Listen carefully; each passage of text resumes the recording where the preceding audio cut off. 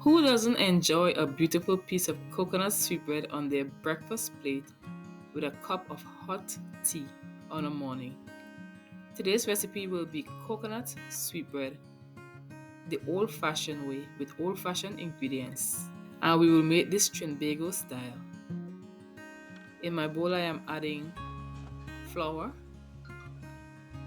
and I'm grating some tonka bean in this. Our grandparents used to love making sweetbread with tonka beans, and those sweetbread used to relish. And up to this day, I still make my sweetbread with tonka beans. So I've added salt and cinnamon,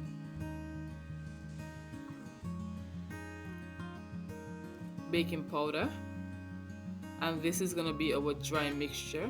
We're gonna mix this and incorporate all the spices into the flour.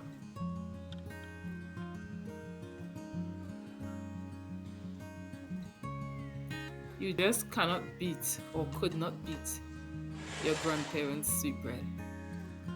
So I have milk, I've added vanilla, fresh ginger, I just love ginger in sweetbread, and bergamot.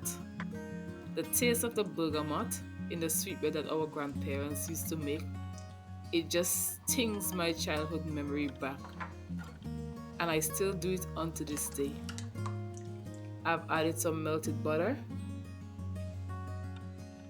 And now I'm adding the sugar and I'm whisking this in. The bergamot, I've grated these and froze the zest, and it's so flavorful that it can last for months and months. So I freeze them and put them in a little pouch, and I just use them when required so that the bergamot does not go bad. So add the wet ingredients into the dry mixture.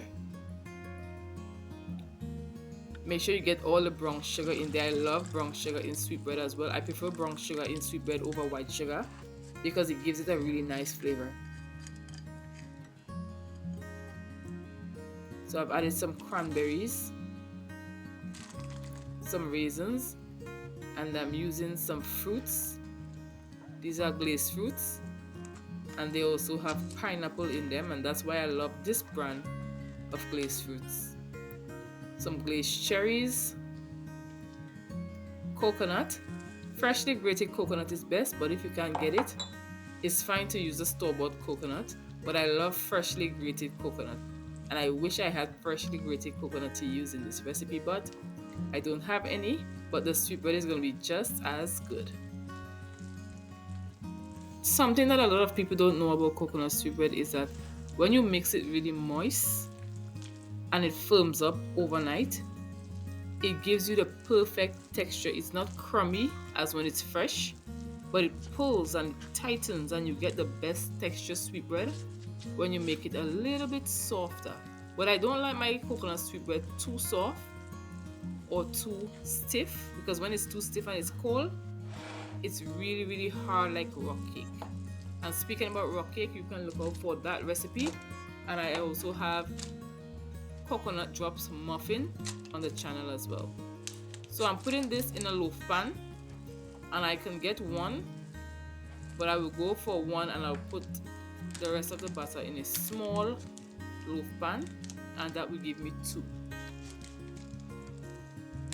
And if you haven't subscribed to the channel, make sure you subscribe to this channel and let me know how your grandparents used to make their coconut sweetbread. What are some tricks and some hints that they did in those delicious sweetbread? Because our grandparents had some sweet hands. So what are some of the things that you would do that your grandparents used to do when making sweetbread? Adding tonka beans and bergamots are some of the traditions that I took away. So you can let me know down in the comments. On top of my sweetbread, I'm adding some of the glazed fruits.